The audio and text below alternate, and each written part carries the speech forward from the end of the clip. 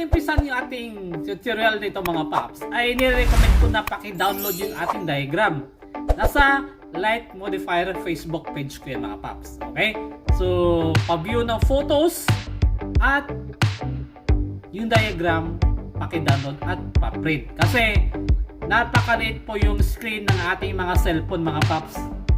Lahat na kasi na trick dito mga paps, yung setup, pinagsama ko na para wala ng part 1, part 2, part 3. Okay, so dapat naka-download kayo mga paps at naka-print para masundan nyo na maigi at hindi kayo malito syempre. At hindi na rin importante sa tutorial dito mga paps natin ngayon na malaman natin na negative trigger ako, positive trigger ako mga paps, paano ang wiring. So universal po yung ating wiring dito mga paps, hindi mo na kailangan malaman na positive trigger or negative trigger yung motor na kakamitan mo. So, universal mga paps. So, sundan nyo na ating diagram mga paps at ride safe palagi at ingat sa pag-wire. Okay? Alright mga lods, mga paps.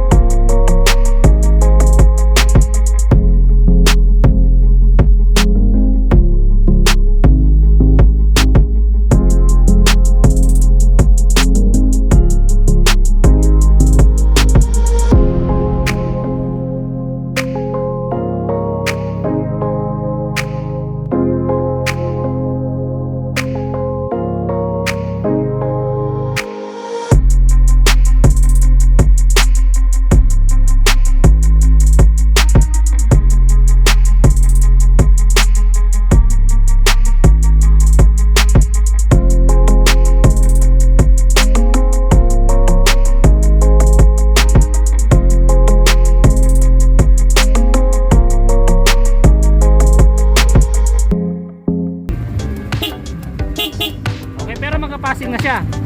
Tandaan nyo, pag hindi nakaselect yan sa stock horn, walang passing. Okay, pero pag naka-loud horn, magka-passing. Okay, ito naman para to sa rapid mga lods. Yan, para sa rapid. Tingnan nyo, i-din ko yung ating busina, walang rapid yan. Okay, once na pinindot ko yan mga paps, tingnan nyo. Okay, pag hindi naka-switch, okay, yan. Tapos, pag pinindot naman natin sa stock horn, hindi yan mag-rapid pag hindi mo to pinindot. Okay, yan. Wala, di ba? Pag pinindot mo yan, ito, rapid na yan. Pero walang passing. Mag-passing lang siya pag naka-loud horn. Ayan, loud horn. Okay. Ito ang trick niya mga lods. Pag naka-on yung low beam na mini driving, pag naka-stock horn kayo, yan, naka-stock horn yung mga paps kasi hindi siya naka-on. Hindi magka-passing mga paps. Okay? Yan. Kahit yung rapid nyo yan, wala yan. Okay? So ngayon, pag nilipat mo yun sa loud, passing na yung mga paps. Okay? Ganun siya. Rapid. Okay? Tapos ilagay naman natin sa dilaw. Wala pa rin yan kasi naka stock horn. So magalaw doon tayo mga paps. Magka-passing yan. Okay, tapos i-rapid natin. Yan. Tapos pag naka-off, ganun pa rin. Pag naka stock horn, wala. Off rapid. Wala pa rin. So, yan po yung ating setup sa GTR 150. Alright. So, PM lang kayo mga idol ha. Yan. GTR yan. Alright. Yo, what's up mga paps? Papanalagay light modifier mga paps. So, sa video ito, magtuturo naman tayo ng mga paps ng diagram. Okay, so step by step ito mga paps. Applicable po itong color coding nito mga paps sa Honda GTR 150. Okay, so bago natin umpisan mga paps, ako ay humingi muna ng like, share, and follow na lang sa aking Facebook account, tsaka sa aking YouTube channel. Like, share, and subscribe at pahit ng notification bell mga paps para sa tuwing upload ko sa video ay updated kayo. So, intro mo na mga paps.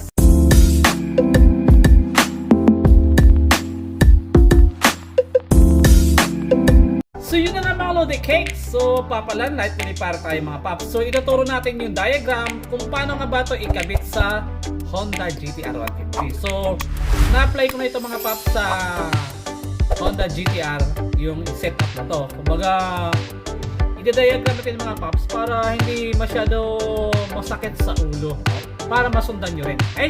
So, ito yung ating diagram mga paps. Ipat natin yung camera mga paps. Okay, so ayan mga paps. So, kitang-kita nyo naman yung ating diagram. Okay? So, may mga materials tayo dyan mga paps na kailangan natin bilhin. Okay? Katulad ng diode. 5 to 10 amperes mga paps. Ilang piraso yung diode mga paps? Tatlo yung kailangan natin na diode. Ito, yan, yan. Okay? Tapos, kailangan din natin ng interruptor relay. Yan mga paps ha. Yan. At kailangan din natin siyempre ng fuse. Dalawa. With fuse box. Yung sukat ng fuse niya mga paps, mga Lodi Cake. Okay, so dapat 7.5 to 10 ampere mga paps ha. 7.5 to 10 ampere. Dalawa siya mga paps. Yung isang fuse para sa busina, yung isang fuse para sa mini driving. Okay? So dalawang hollow switch din mga paps. Yung isang hollow switch para i-trigger niya yung loud saka stock horn na nagpapalitan. Isang switch, iti-trigger naman yung interruptor relay na mag-go-off. Okay? So, yan yung function na dalawang hollow switch. Tapos, syempre, mga paps, relay. Kailangan natin ng relay, mga paps. Tatlong boost relay. Okay, mga paps, sa tatlo. 4 pins or 5 pins, mga paps. 40 to 80 ampere, mga paps, sa tatlong peraso yan. 4 pin man yan or 5 pin, pwede yan mga paps. Tapos tatlo ding speedity relay mga paps. Yung transparent yung casing. Yung nakikita yung coil sa loob mga paps, yan po yung speedity relay. Or yung tinatawag sa madalas sa shop, sa motorcycle shop mga paps na horn relay. Okay, so dapat 40 to 80 ampere mga paps ha, para kayang-kaya niyo yung kuryente. Yung amperahe mga paps. Tapos, dapat 5 pins. Huwag kayong bumili ng 4 pins mga paps. Hindi po pwede yan. Dapat 5 pins. Ayan. Tapos, kailangan din natin ng passing switch. Yung pinipindot mga paps pag nagpa-passing kayo. Yung pwede sa busina. Yung sa busina mga paps, pwede rin yan. Kaso nga lang, i-modify nyo. At medyo malaki kasi sa busina mga paps. Bumili kayo ng pang-passing switch yung medyo maliit, para hindi na masyadong halata. Tapos yung domino switch, ito mga paps, okay? Tapos syempre, mini driving light, isang set, tsaka loud horn. Nasa inyo mga paps kung anong brand yan kung gusto nyo bilhin. Tapos stock horn, okay? So, bago natin umpisan mga paps, yung ating wiring tutorial diagram, isi-share ko naman sa inyo muna mga paps. Ano ba yung mga kulay ng mga accessories line ng mga motor? Okay, so ganito siya mga paps. Sa Honda, ang accessories line niya mga paps, yung kulay ng wire, black. Suzuki naman mga paps, orange. Yamaha and Kawasaki, brown yan mga paps. Okay? Sa ground naman ng Honda, green. Sa ground ng Suzuki, black, white. Ground ng Yamaha is black, okay? Ground ng Kawasaki, black, yellow. Yan po yung mga color coding ng mga motor na brand, mga paps, ha. Tapos dito naman tayo sa color coding ng mini driving light. Siyempre may mga version 1 yan, mga version 2, version 7, etc, etc, etc. Okay, so ito yung kulay at yung purpose ng wire niyan, mga paps. Yung black, automatic yan is negative. Yellow, automatic yan is high beam or yellow beam. Red, automatic yan is low beam or white. Tapos yung white wire, automatic yung mga paps. Pag nilagyan mo yan ng power or positive, ang iilaw dyan, dilaw at puti, sabay siyang iilaw, mga paps. So ganun po yung purpose ng white wire na yan. Mapa version 2 mo yan, version 7, same lang po yung function yan, mga paps. So again, yan po yung ating mga requirements at color coding ng ating pagsiset up dito sa diagram. Ulitin ko, mga paps, applicable po ito sa Honda GT-R. At kung ikaw naman ay baguhan, sundan mo lang ito, mga paps. At kung ikaw ay bihasa na sa pag-wiring, siguro alam mo na yung mga takbo ng kuryente dito, mga paps, at saka yung mga setup. So pagbigyan mo natin yung mga nag-uumpisa pa lang, mga paps, sa pag-wiring. Okay?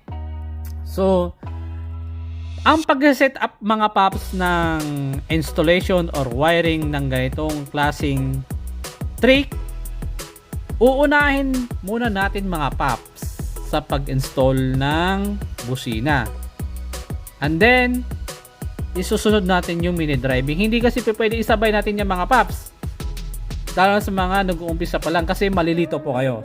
Ito yung pinaka-actual color coding, mga paps, ng Honda GT-R. Yung regulator ng GT-R, mga paps, sinusuplayan yan yung battery. Okay. Tapos yung susian, mga paps, ng Honda GT-R, hindi yan dumiretso sa battery, mga paps, ha. Hindi yan dumiretso sa battery. Ang supply ng ignition key ng GT-R, mga paps, galing po yan sa regulator. So hindi siya rekta sa battery. Okay? So ang lahat ng nagsusupply dito, mga paps, sa system ng GT-R, galing po yan sa regulator. Hindi yan rekta sa battery. So tingnan yung diagram, mga paps. So dito na side, mga paps, ito yung regulator niya. Okay? So yung ignition key, mga paps, dagdag information na rin sa atin. Yung ignition key ng Honda GT-R, mga paps, hindi po yan nakarekta sa, hindi yan humihingi dito ng supply sa battery. Ang nagbibigay ng supply sa ignition key, mga paps, sa Honda GT-R is yung regulator. Okay? Tapos yung red white na wire, papunta yan ng battery. Okay, mga paps? Red stripe white, papunta yan ng battery with fuse, mga paps. Tapos yung isang wire dyan, mga paps, ito yung naka supply papunta ignition key, yung red na may lining na black or red stripe black. Okay? Tapos yung ignition key papuntang fuse, mga paps, white na may stripe na red. Tapos yung from fuse papuntang accessories line, black na may lining na white. Okay? Tapos pag dumaan na yung, mga paps, sa mga headlight, color black na yan. Solid black na yung accessories line yan. Okay? So yan po yung ating diagram ng Honda GT-R. So additional information yung, mga paps. Okay, umpisa natin yung ating pag-wiring dito, mga paps. Mag-start muna tayo dito sa pag-wiring ng dual contact horn. Okay? So sa pag-wiring ng dual contact horn, mga paps, kailangan nyo ng 16 gauge na wire. Nakahinang yan. Hindi po yan magkarugtong, mga paps. Ibig sabihin ng pa-curve na yan, ibig sabihin niya, mga paps, hindi siya connected. From battery, maglalagay kayo ng 16 gauge na wire, tapos fuse, with box 7.5 to 10 amperes mga paps, pwede yan. Tapos papuntang pin number 30 ng boost relay. Okay, so dito mga paps, huwag kayong malito yung pin number 86 ng boost relay, dyan nakakonect yung yellow wire na to. Yan, yung yellow wire na mga paps, connected dyan dito sa red wire ng interrupted relay. Dito yung tumagos. Iko-connect mo yan mga paps, yung red wire na to ng interrupted relay galing stock horn mga paps. Diba yung stock horn natin ng Honda GT-R may dalawang wire dyan, diba mga paps? Ito yung interrupted relay natin mga paps. Paano ba ng wiring yung nag-rapid tsaka hindi? So pag pinindot mo yung switch, rapid.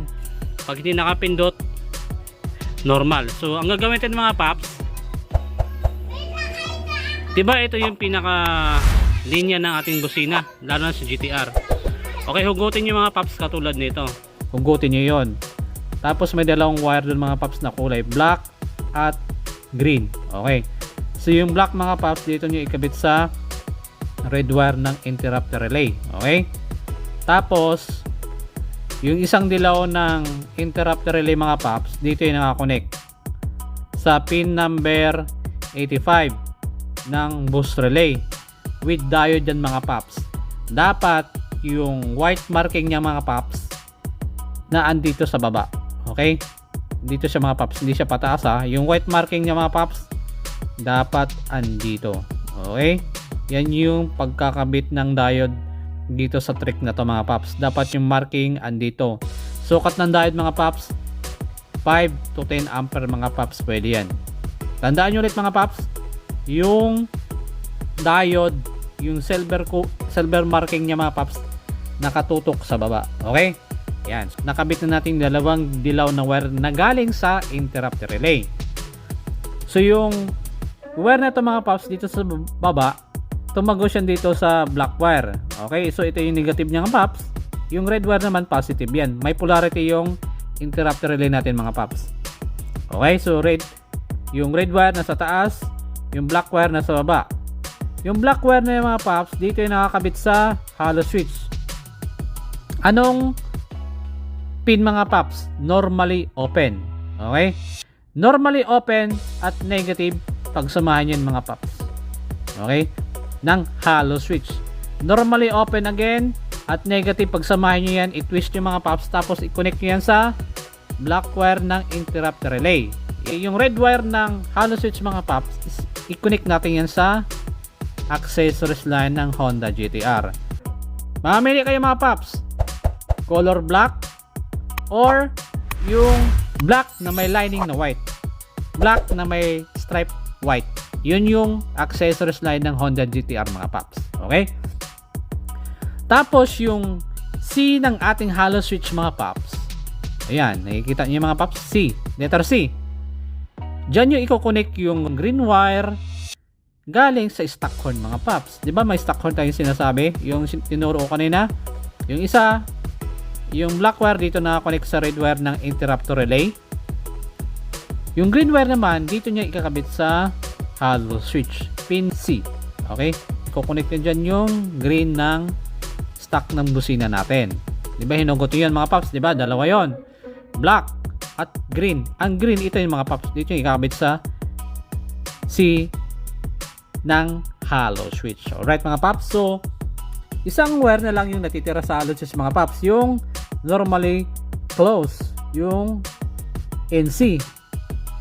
Yung NC mga paps, naglatag ako ng wire dyan, tapos kinunik ko naman ulit sa number 85 with diode din mga paps yan. Tapos ganito naman yung itsura ng kanyang diode. Dapat yung silver marking mga paps pataas naman, pataas hindi siya pababa. So, okay, ano ang purpose ng diode ito mga paps? Kaya ito yan, pwede naman, actually pwede naman na walang diode, pero ganito kasi ang purpose yan. Ba't ko nilagyan siya ng diode mga paps? Para pag busina mo, pag busina natin mga paps, hindi iilaw yung hollow switch. Yan, kasi pag walang diode yung mga paps, tuwing busina mo iilaw to, di ba? Pangit namang tingnan. at medyo masagwa para sa akin.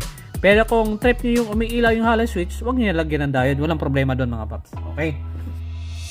Ganon yung purpose ng diode. So, nakabit na natin to mga paps, yung interrupt relay at boost relay. Okay? So, pin number 87A ng boost relay, huwag nyo na gamitin yung mga paps. Sa bakante nyo yan. Rekta tayo sa 87. Sa 87 mga paps, maglalatag kayo ng wire papuntang 30 ng speedity relay. So, magdadagdag tayo ng isa relay mga paps, yung transparent.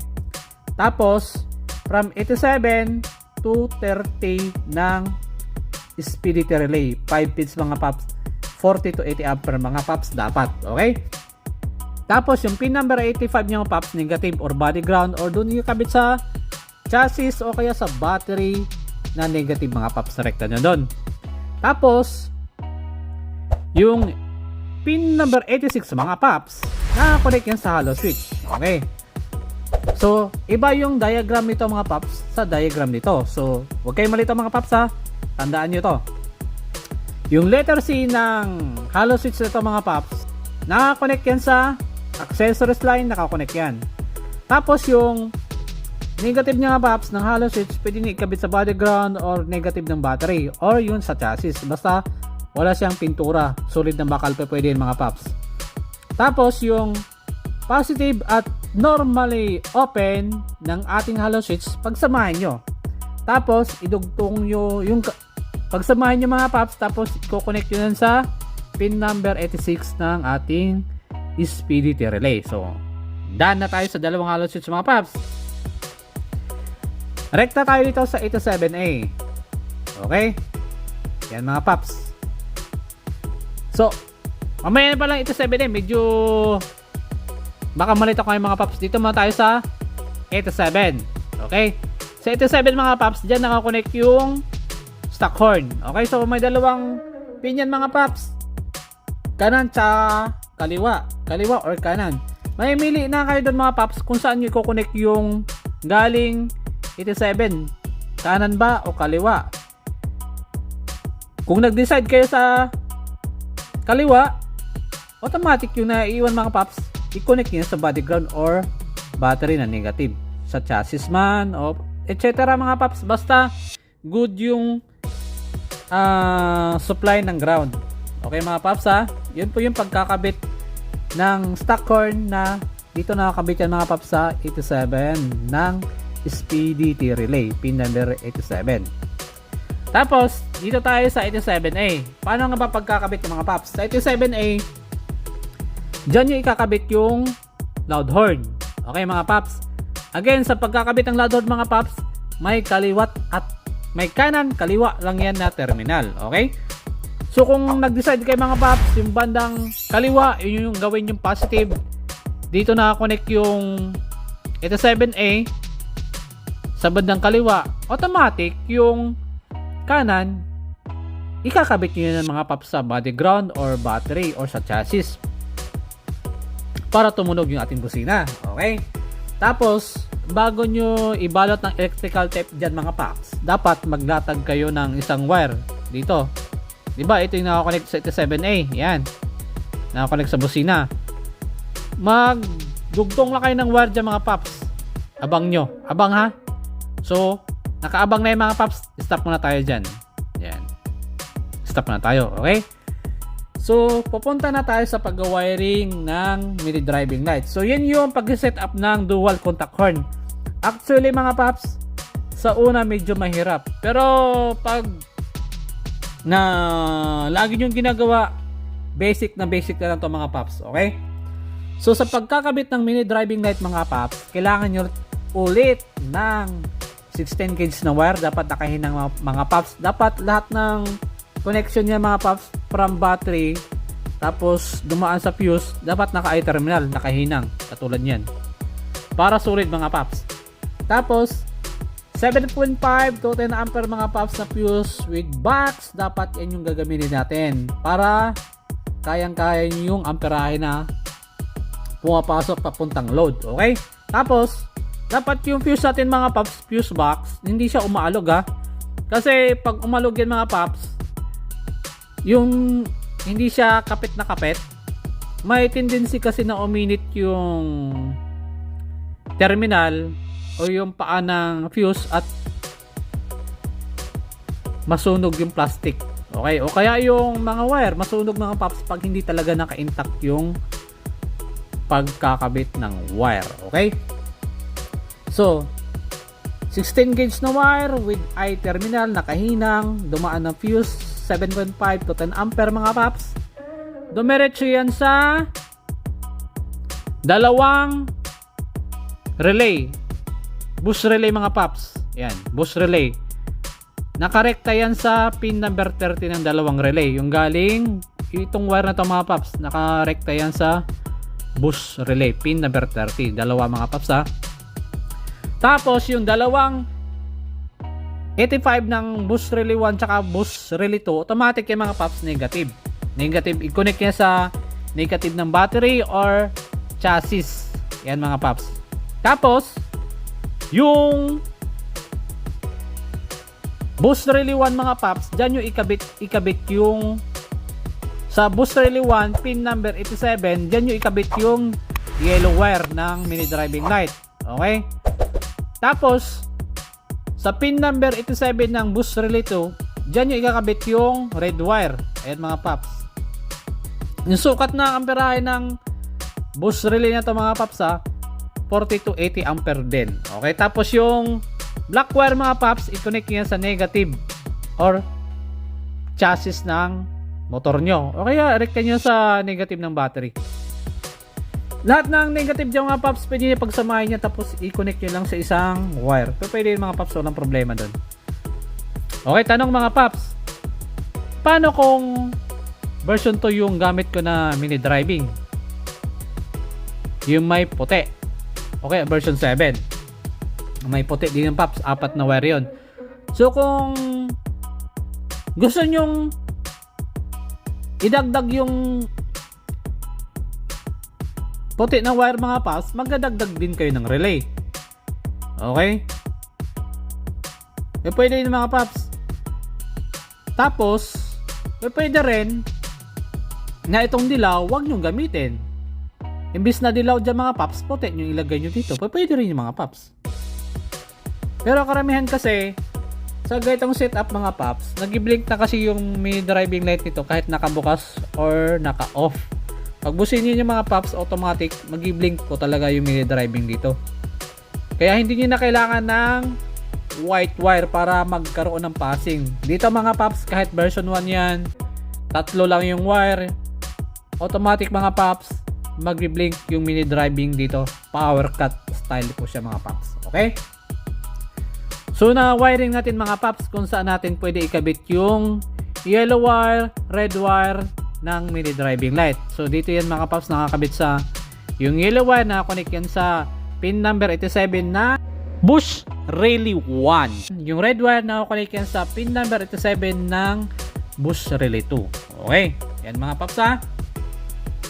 Tapos dito naman tayo mga paps sa dalawang SPDT relay. Para saan ito mga paps? Ito ang purpose niya. Para pag businan nyo mga paps, automatic magpa-power cut yung ilaw, mag-blink. Kahit nakabukas yan or naka-off, pag businan nyo mag-blink. Okay? Yan ang purpose ng dalawang SPDT relay to mga paps. Okay? So sa SPDT relay 1, SPDT relay 2, ito siya mga paps. Sundan nyo mga paps ha. Lahat ng pin number 85 ng SPDT relay, i-connect niya sa ground ng chassis.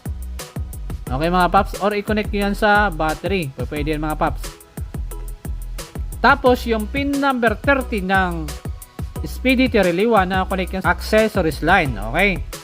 Tapos yung blue wire ng ating domino switch, yung switch ito ng mini driving light high and low. Yung blue wire niya mga paps, nakakonect yan sa accessories line ng GTR Honda 150. Okay? Tapos, yung black wire ng domino switch mga paps, nakakonect yan sa pin number 86 ng boost relay 2. Okay?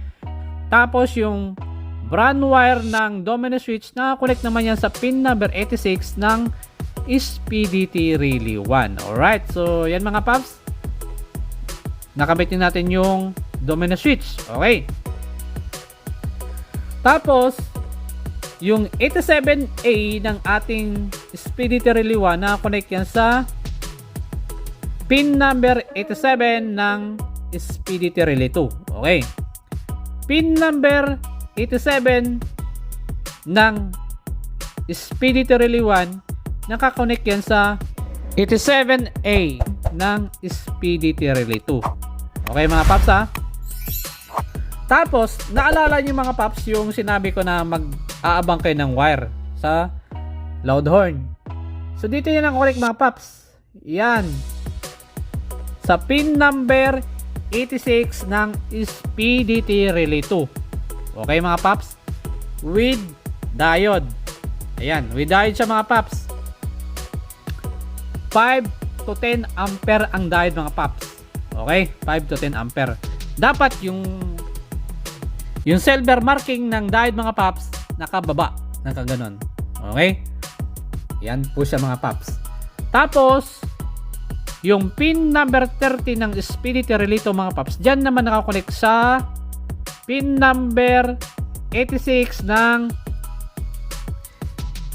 boost Relay 1. Okay? Tapos syempre nakita nyo naman yung video mga paps, ibang may passing switch pa yon. So ito yun mga paps. Yung passing switch, dalawa naman yung paa niyan. Ang ganun lang yan, kunwari. Input, output. Output, input. Baliktaran mga paps. Kung saan kayo trip, bahala na kayo mga paps. Basta, ang importante dapat yung isang paa niya, malagyan nyo ng positive. Okay. So, palagyan natin mga paps, ito yung ating passing switch. Tapos, yung isang paa, nakakonect yan sa accessories line ng Honda GT-R. Tapos, yung isang paa, maglatag kayo ng wire, nakakonect naman yan sa pin number 86 ng SPDT Relay 2. Okay, so,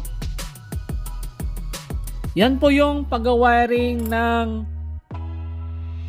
reversible combo lights ng Honda GT-R. So, ang function ng ating wiring dito mga paps, diagram, pag pindot mo ng hollow switch dito, pindot mo. Pag busina mo mga paps, pag press mo ng busina, tutunog yung loud horn. Pag hindi nakapindot, tutunog yung stock horn pag busina. Okay. Tapos, pag nakapindot yan mga paps, yung horn, yung hollow switch na to, pag pindot mo ng busina, may rapid. Okay. Pag hindi nakapindot mga paps, walang rapid. Okay. So, ganito naman siya mga paps, dito sa kabila.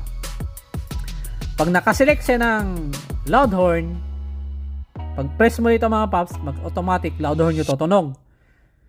So, magpapasing yung ating mini driving light. Mag-blink.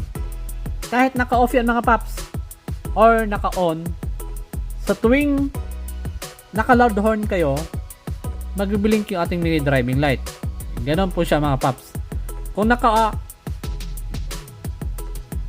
stuck kayo mga paps, hindi niya nakapindot yung selector ng dual contact horn, ang tutunog is stock horn. Pero hindi yan mag-blink. Okay.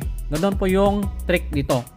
Tapos, pag pipindot kayo ng passing switch mga paps, automatic, pag naka-off to, yung mini driving, pag press nyo ng passing switch, mag-blink yan pag naka-off.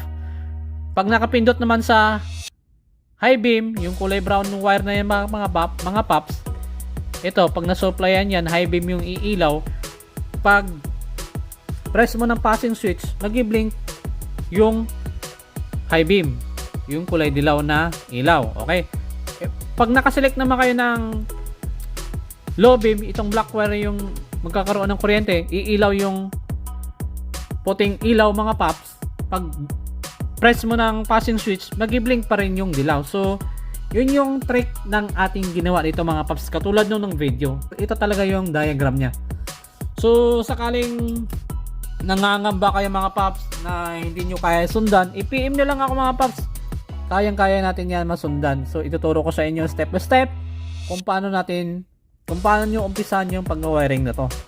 Okay, so yan po yung ating diagram tutorial mga paps kung paano nga ba ikabit ito sa Honda GT-R. Okay?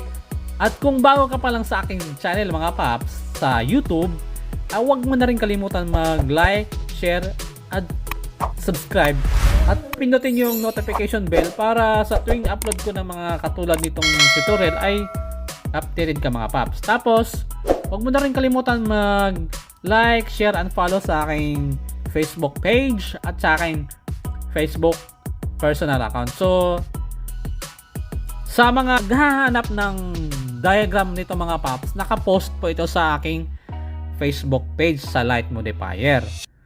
Wala din nyo po ito makikita sa aking personal Facebook kasi lalong gugulo yung picture natin doon mga paps. So, pwede nyo itong i-download rin mga paps sa aking Facebook page.